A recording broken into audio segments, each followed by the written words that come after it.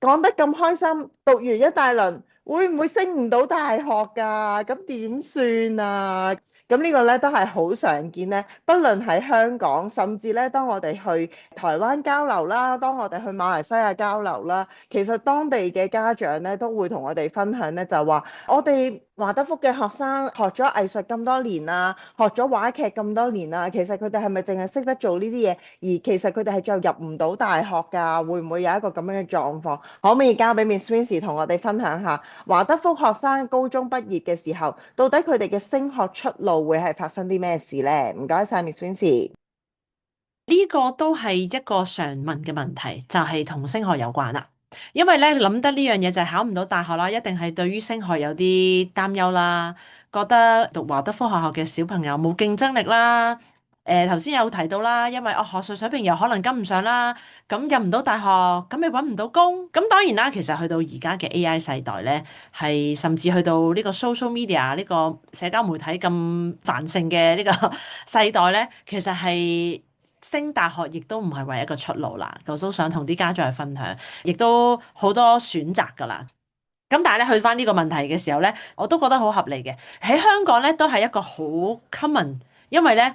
始終學術要求高啦，某程度嘅學術水平嘅期望啦，咁所以咧好多家長仍然會覺得，考到大學咧會係一個好重要嘅一環嚟嘅。咁我係能夠明白喺香港呢個環境咧係會考慮呢樣嘢嘅。咁所以咧，我想話俾大家聽咧，華德福嘅學生咧係可以考入大學嘅。全球裏邊咧，其實有好多嘅華德福嘅畢業生咧，進入到大學啦，考入大學啦，甚至完成大學啦，有啲可能讀緊 master 啦，真係去到嗰咁高水準嘅學府裏邊咧，係完全冇問題嘅。而我哋同其他學生最大嘅分別係乜嘢咧？就係華德福嘅學生出嚟咧，佢仍然對佢嘅學習係充滿好奇，佢仍然對呢個世界咧係滿有好奇心，佢會好想知道發生緊咩事，佢會仍然咧好想去發掘、去了解更多，甚至咧佢想去回饋翻佢嘅有 passion、有熱情想去發展嘅地方。咁所以呢個係一個好大嘅分別嘅。咁咧，我認識咧有喺內地讀華德福學校嘅學生咧，其實有嚟香港度升大學嘅喎。我哋自己咧亦都有啲畢業生咧，喺我哋早期未有中學嘅時候咧，去咗其他嘅中學度升學啦。咁而家最近咧，亦都知道咧，佢哋係已經考咗英國嘅一啲嘅大學，甚至攞到一啲嘅獎學金。咁所以其實咧，華德福嘅學生係完全有能力係考入大學嘅。咁我哋嘅過程裏邊，其實點為佢準備咧？咁我哋頭先有講到啦，低年班咧就會學術水平好似慢少少，咁但係佢仍然有佢要學習嘅嘢嘅。咁之後我哋嘅學習模式可能係用好多律動啦，好多講故事啦，好多一啲好實際動手嘅嘢啦，令到小朋友咧，令到學生咧係中意學習，讓佢咧喺未來嘅日子咧更加自己想去學習。咁去到高小咧，咁我哋就開始有啲學術嘅要求就多咗啦。咁但係咧，我哋都唔係一個死記硬背嘅模式嘅，我哋仍然咧係用好多肢體動作，例如我哋去拍掌、去數數、去記乘數表，甚至去跳繩咧去學習數學。咁喺裏邊咧，小朋友係覺得好好玩，但係過程裏邊，咦佢學啲嘢越嚟越多咯喎，甚至可能有啲少量嘅測驗、少量嘅 quiz 啊或者 test 啊，去俾佢感覺，應該有少少挑戰啊，我覺得我做得好好，甚至話唔緊要，我覺得今次做得唔係幾好，但係我可以下次努力，因為我哋咧就冇喺特別去評分，咁一陣間會有機會講到呢一個迷思啊，咁啊所以咧小朋友咧係仍然覺得我可以學得好好，咁去到中學咧個主力咧就除咗學術水平繼續去加深之外咧，其實就講緊考試咯喎，開始感受到考試啦。咁咧我都好想同大家講，去到考試咧，其實我哋學生嘅狀態咧，佢唔似得係好緊張，當然會有啲緊張，因為始終我哋唔係常常做考試，咁但係佢哋對於考試就會覺得我都有啲緊張，但係我都真係想挑戰下自己，睇下自己做到咩成績。咁所以咧喺去到中學階段咧，我哋就會有考試嘅體驗啦，考試嘅時間啦，講緊一啲升學嘅考試啦。例如我哋樹華學校咧，就喺10年班咧就會做 IGCSE 嘅考試。咁所以咧就俾佢有經驗喺一個國際性嘅考試，係一個認受性嘅考試我應該點去準備咧？咁去到當我哋有11同12年班嘅時候咧，大家嘅升學咧都按住學生或者家庭嘅需要，咁我哋就做好多嘅調節同埋配合啦。咁樣所以就會有唔同嘅升學嘅路徑。咁所以如果學生係願意，亦都希望能夠升大學嘅話咧，係一定做到嘅。係因為佢有個內在好強嘅內在動機，佢好想自己去成功。喺個過程裏邊，我哋冇磨滅咗佢嘅學習，亦都因為佢對好多事情嘅好奇，佢願意去可能做資料搜集，佢願意去展現佢嘅學習能力。咁所以咧，要有呢一個心智去考入大學嘅學生咧，係能夠考到嘅。咁當然啦，有啲嘅學生覺得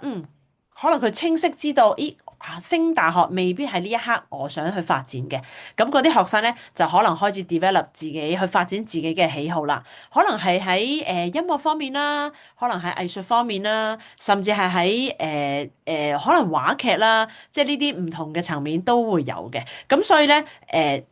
將來嗰條路咧，最後都係學生喺內在裏邊揾到佢嘅動機，而去做一個升學嘅選擇咯。咁所以咧，考大學咧呢個係一個迷思，但係咧唔係一個問題嚟嘅。多謝 Miss Wincy，我好記得咧，喺我哋樹宏學校咧，大概4、5年前，我哋正式開始承諾我哋會籌備我哋嘅中學發展嘅時候咧，我好記得當陣時咧，我哋花咗好多時間去同亞洲地區嘅華德福學校取經啦、學習啦。我同大家一樣啊，我都係一個媽媽，我都係一個家長啊。我當陣時都問啊嗰啲有經驗嘅華德福老師，我話其實咧，你哋啲學生咧有幾多個 percentage 係會升到大學㗎？佢哋個出路係點樣㗎？咁樣咁當陣時咧，有一個咧教咗超過40年嘅華德福老師咧，佢俾咗一個分享我，係令我覺得好感動嘅。佢當陣時回答我咧，佢話啊，如果我哋嗰一年有10個畢業生咧，可能咧我哋係會有超過15個選擇嘅出路嘅。我話咩？10個畢業生有15個出路？佢話係，因為佢哋唔係只係揀到底佢哋想升乜嘢大學，讀乜嘢科目。更重要嘅係，佢哋去到高中嘅階段，我哋點樣預備佢成為一個成人，準備去走入社會？呢一個咧係刷新咗我自己一個好大嘅體會，就係我都係一個好傳統主流學校，一路乖乖女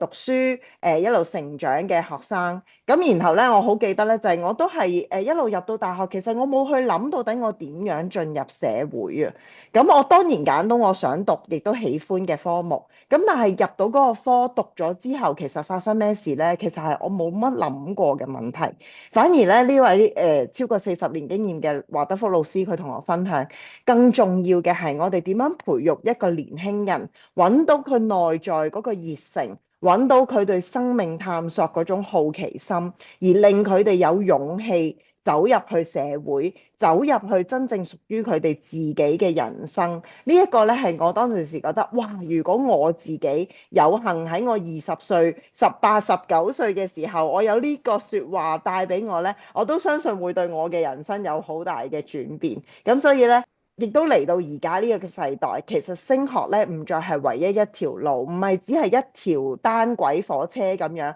一定要按住呢一個站咁樣走。好似我哋細個玩畫鬼腳一樣，而家嘅升學出路其實係五花八門，佢哋有好多唔同嘅方法。有人會早啲揾到佢興趣，由佢嘅興趣出發。有人係比較擅長考試、擅長應對問答啊咁樣嘅模式，咁佢哋亦都可能會選擇問答考試嘅模式。最重要係每個學生都揾到佢哋心底裡面，到底佢哋嘅熱情所在喺邊度？到底佢哋對世界邊一個 topic、邊一個題目有興趣？然後佢哋想走入去嗰個方向裡面去到發展、去到探索。